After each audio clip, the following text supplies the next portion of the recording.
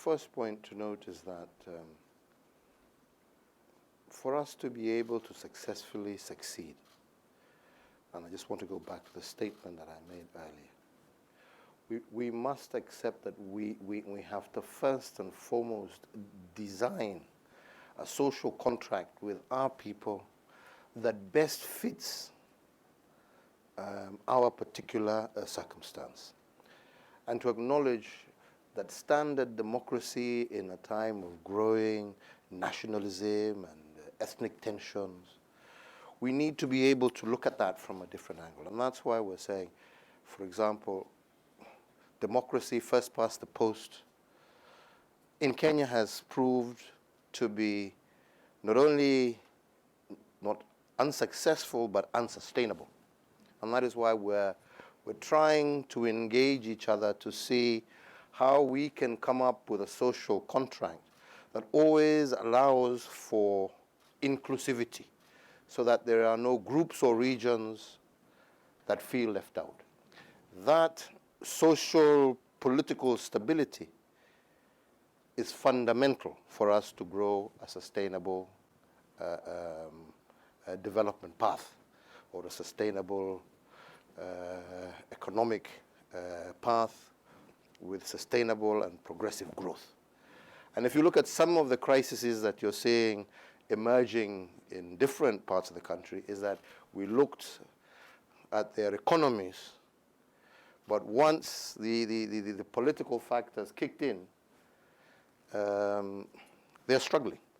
We in Kenya want to flip that over. We want to say that yes, we are interested in economic development, economic growth, but we, more importantly, want to fix the social political contract, because that is the foundation that presents future stability.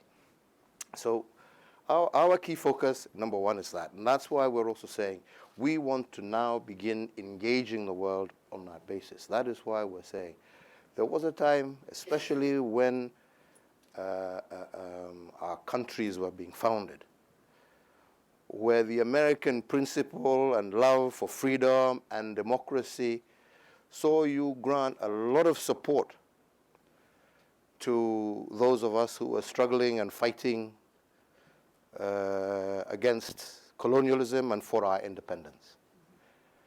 And thereafter, very strong support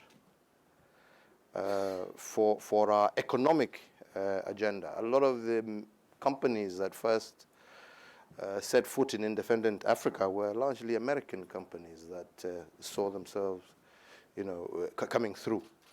We want to again renew that contract and to recognize that, yes, if we want sustainable economies, we need to be able to do so not just depending on the public sector, which puts strains and stresses on our budgets and so forth, but to re-engage once again with the private sector. And that is why I'm saying there is huge scope for great returns, right? Especially here in America, as populations age, right? You want better returns for your pensions. You want better returns, and there can be no better place for that investment than in Africa. And that investment also then in turn helps us achieve the key pillars that we want to achieve for our people: housing, job security, food security, right?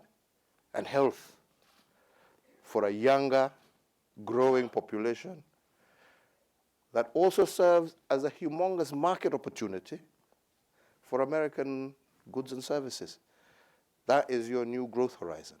So we're here, first and foremost, to strengthen that partnership between our two governments, as you have said, that has been elevated to a higher level, but with a clear understanding that for us to be able to achieve our economic agenda, maintain the growth rates that we want to deepen our partnership with private sector by granting them opportunities for them to be able to come in, help us achieve the key priorities that we need, but also give great and ample return for the investments that they themselves are making.